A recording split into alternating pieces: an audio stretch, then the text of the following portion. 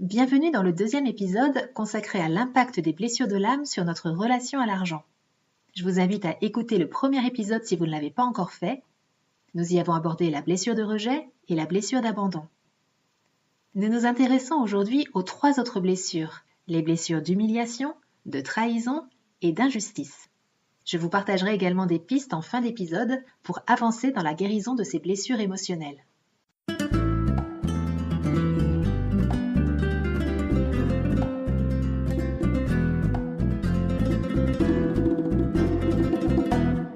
Bonjour et bienvenue dans le podcast Les Dessous de l'argent.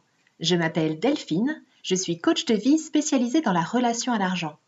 L'argent est encore un sujet tabou dans de nombreux pays et il peut susciter chez les gens des émotions très fortes et très variées, allant de la joie au dégoût, en passant par l'admiration, la frustration, la honte, la colère et la haine. Comment l'argent, qu'il soit réel ou virtuel, peut-il avoir un tel impact ? Que se cache-t-il derrière le Graal argent ? Dans ce podcast, j'ai à cœur de partager avec vous des clés pour nous permettre de nous réconcilier avec l'argent et de le remettre à sa juste place.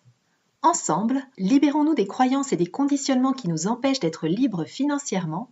Ensemble, reprenons notre pouvoir personnel sur l'argent et exprimons notre plein potentiel au service du monde que nous désirons co-créer. Si la thématique de l'abondance financière et de la relation à l'argent vous intéresse, je vous invite à rejoindre le groupe Facebook « Faites de l'argent votre allié au service d'une vie épanouie » et ou sa déclinaison sur Telegram « Richesse illimitée ». J'organise aussi régulièrement un atelier en ligne gratuit pour libérer ses blocages avec l'argent en toute sécurité et aligner ses croyances et sa vibration sur la fréquence de l'abondance. Contactez-moi sur mon site internet ou sur mon compte Instagram « Richesse illimitée » pour y participer. Vous pourrez également retrouver dans le descriptif de cet épisode un lien vers une fiche récapitulant les pistes proposées ici pour apaiser ses blessures émotionnelles et améliorer sa relation à l'argent. La troisième blessure est celle de l'humiliation. Elle apparaît entre l'âge de 1 et 3 ans, au moment où l'enfant apprend à devenir propre, à manger seul, à parler et à écouter. Les personnes qui ont une blessure d'humiliation forte peuvent s'être senties restreintes dans leurs besoins et ou dans leurs plaisirs physiques. Elles peuvent s'être senties rabaissées, dégradées, honteuses et avoir été beaucoup comparées. Elles peuvent aussi avoir été abusées sexuellement, avoir manqué de limites ou avoir subi un contrôle parental excessif. Pour se protéger, elles vont adopter le masque du masochiste, qui est souvent le masque le plus difficile à reconnaître. Elles croient qu'elles ne sont pas dignes, qu'elles ne méritent pas.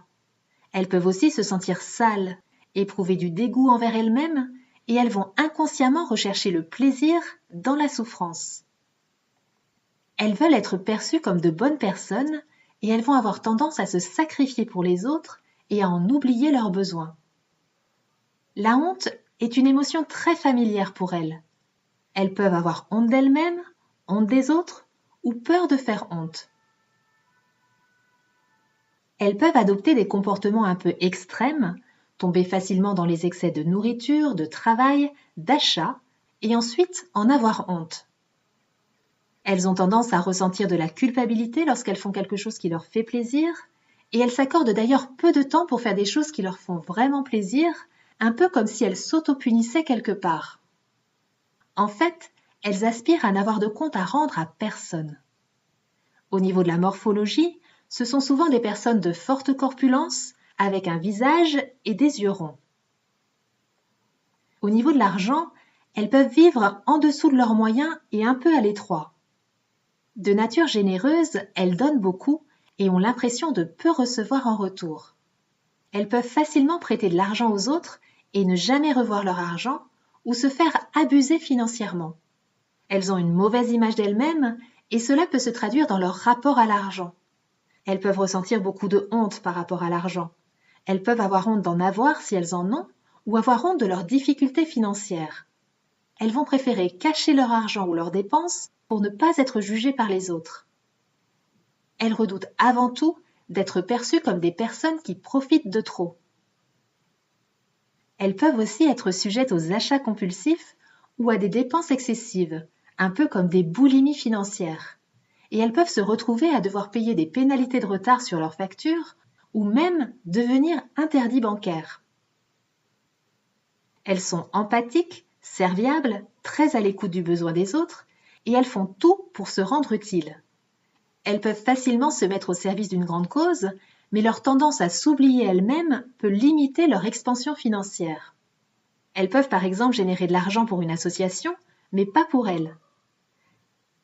Elles ne se sentent pas vraiment reconnues pour tout ce qu'elles font et cela va se refléter au niveau de la reconnaissance financière qu'elles reçoivent.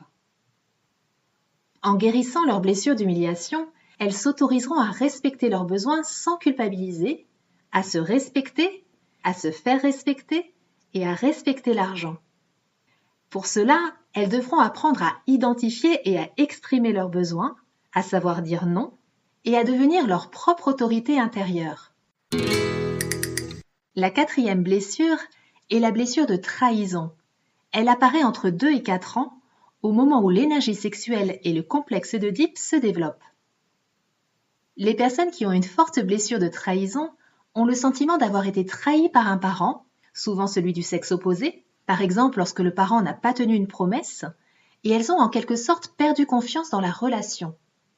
Pour se protéger, elles vont créer le masque du contrôlant, ce qui va les amener à avoir beaucoup d'attentes envers les autres, à aimer tout prévoir et à vouloir tout contrôler pour ne pas être trahies à nouveau.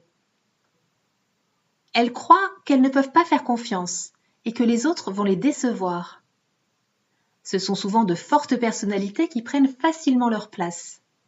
Elles se confient difficilement, mais elles comprennent et agissent rapidement. Elles sont souvent impatientes, sceptiques et intolérantes. Elles éprouvent de la colère contre elles-mêmes ou contre les autres, d'où leur besoin de tout contrôler, y compris de se contrôler elles-mêmes. Assez orgueilleuses, elles ont tendance à vouloir imposer leur point de vue. Elles peuvent même paraître arrogantes. Et en cas de trahison, elles peuvent couper immédiatement tout lien avec les personnes qui les ont trahies. Elles n'aiment pas le mensonge, mais elles peuvent mentir ou manipuler pour arriver à leur fin. Au niveau de la morphologie, tout ou partie de leur corps est fort et imposant. Leur regard est intense et séducteur. Par rapport à l'argent, les personnes ayant une blessure de trahison forte vont suivre leurs finances de très près et aimer contrôler chaque dépense et chaque sortie d'argent. Elles ont besoin de tout prévoir, de savoir où l'argent va et quand. Ce sont en général de très bons gestionnaires qui savent épargner et placer leur argent. Elles sont entreprenantes, elles vont de l'avant, elles savent ce qu'elles veulent, elles ont les idées très claires et elles prennent facilement des décisions. Elles aiment aussi la performance, mais elles se montrent méfiantes vis-à-vis des investissements car elles ont peur de se faire trahir ou de se faire voler. Et pour cette raison, elles peuvent avoir des difficultés à prendre des risques financiers. Et comme elles accordent difficilement leur confiance, cela peut être très compliqué pour elles de s'engager avec un partenaire en affaires. Elles préfèrent en général gérer elles-mêmes leur argent. L'argent est pour elles un symbole de réussite. Elles peuvent se montrer généreuses et faire des cadeaux pour avoir de la reconnaissance. Leur côté manipulateur peut également les amener à magouiller avec l'argent. En guérissant leurs blessures de trahison, elles apprendront à lâcher le contrôle, à développer leur confiance en elles, dans les autres et dans la vie, et à fluidifier la circulation de l'énergie de l'argent dans leur vie. Pour cela, elles devront apprendre à se mettre à l'écoute des autres et à développer de la compassion. La 5e blessure est celle de l'injustice. Elle apparaît entre 4 et 6 ans. Les personnes qui portent cette blessure peuvent avoir eu un parent autoritaire, maltraitant ou froid, et avoir intégré qu'elles devaient être parfaites pour obtenir de l'affection, de l'amour et de la sécurité. Elles ont observé en tant qu'enfants que le monde n'était pas toujours équitable, pas toujours éthique. Et elles ont peur que les autres soient injustes avec elles et de ne pas agir de manière juste. Pour se protéger, elles vont adopter le masque du rigide. Elles vont se couper d'elles-mêmes, de leurs sensations, de leurs émotions et ne plus exprimer ce qu'elles ressentent. Elles ont la croyance que la vie est injuste, qu'elles doivent être parfaites pour que les autres les aiment et les acceptent. Elles croient aussi qu'elles ne peuvent pas se faire plaisir et elles ressentent une insatisfaction permanente. Elles sont beaucoup dans le mental et elles peuvent paraître froides et insensibles. Elles sont toujours dans le contrôle et elles sont particulièrement exigeantes envers elles-mêmes pour se prémunir de l'injustice. Elles ont le sens de la responsabilité et de l'ordre, elles font preuve de discipline et d'organisation, et elles sont aussi méticuleuses, rigoureuses. Mais elles ont de la difficulté à demander de l'aide et à admettre qu'elles rencontrent des problèmes. Au niveau de la morphologie, leur corps est bien proportionné, droit et quasi parfait. On peut souvent remarquer une certaine raideur ou une forme de rigidité dans leurs mouvements. Au niveau de l'argent, elles sont convaincues qu'il faut travailler dur pour en avoir. L'argent est pour elles une manière de prouver leur valeur et d'être reconnues. Elles redoutent d'être redevables envers qui que ce soit et elles vont souvent préférer se débrouiller seules. Et bien évidemment, cela va impacter leur vie financière. Leur peur de manquer d'argent les amène à suivre de très près leurs finances, à mettre de l'argent de côté et à éviter les dépenses superflues pour maintenir une illusion de sécurité. Lorsqu'elles achètent quelque chose, elles veulent payer le prix juste et en avoir pour leur argent. Elles aiment faire de bonnes affaires et redoutent de se faire léser ou d'être abusées financièrement. Leur rigidité va se traduire par un manque de flexibilité et d'imagination qui peut les limiter dans leur expansion financière. Elles ont du mal à se détendre, à faire plaisir et à se faire plaisir avec l'argent. Elles ont du mal à recevoir de l'attention, à recevoir de la tendresse, à recevoir de l'amour et aussi à recevoir les cadeaux et l'argent. Elles peuvent ressentir de la colère par rapport à l'argent. Elles peuvent être envieuses et avoir tendance à juger les personnes qui gagnent facilement de l'argent. Elles peuvent également ressentir de la culpabilité par rapport aux personnes qui n'ont pas ou peu d'argent. Elles aspirent en fait à contrôler l'argent pour éviter toute injustice et elles peuvent aussi entrer en rébellion face au système financier. En pacifiant leurs blessures d'injustice, elles pourront s'autoriser à ne pas être parfaites, à ressentir leurs sensations et leurs émotions et à se faire plaisir avec l'argent. Cela impliquera de reconnecter à la joie, à la légèreté et à la spontanéité. Avant de terminer cet épisode, je vous partage des étapes clés pour avancer dans la pacification des blessures émotionnelles et améliorer sa relation à l'argent. Vous trouverez dans le descriptif de l'épisode un lien vers la fiche récapitulant les pistes proposées ici. La première étape consiste à reconnaître ces blessures et à déconstruire l'histoire que s'est racontée notre ego pendant toutes ces années, tout en réalisant qu'elles nous ont protégés et qu'elles ont aussi une part de lumière. La deuxième étape est de s'apporter de la douceur et de se donner de l'amour pour transcender la peur, la colère, la honte, la tristesse, la frustration et la haine associées à ces blessures. La troisième étape est très liée à la deuxième. Elle implique de prendre soin de son enfant intérieur qui a besoin d'être accueilli et écouté et de se créer des parents intérieurs. L'enfant que nous avons été a souffert et pour notre enfant intérieur, notre passé est toujours vivant.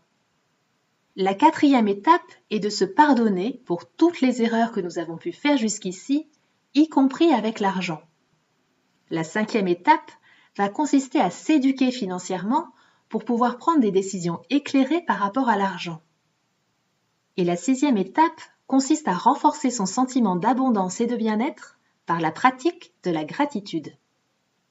Le sujet des blessures émotionnelles peut parfois réveiller des émotions intenses. Si vous en ressentez le besoin, vous pouvez vous faire accompagner par un thérapeute ou par un coach qualifié pour libérer les blessures émotionnelles et les blessures liées à l'argent. Nous avons tous des angles morts et avoir du soutien de qualité dans un cadre sécurisant et sécurisé est toujours bienvenu quand il s'agit d'aller rencontrer et d'explorer des parts de nous qui peuvent être très sensibles. Cet épisode arrive à sa fin, j'espère qu'il vous a apporté de la valeur. S'il vous a plu et si vous souhaitez me soutenir dans la réalisation de ce podcast, je vous invite à partager cet épisode autour de vous, à le commenter sur iTunes et sur YouTube. Vous pouvez aussi rejoindre le groupe Facebook Faites de l'argent votre allié au service d'une vie épanouie ou son équivalent sur Telegram, Richesse illimitée. Je vous dis à très bientôt pour le prochain épisode du podcast Les Dessous de l'argent.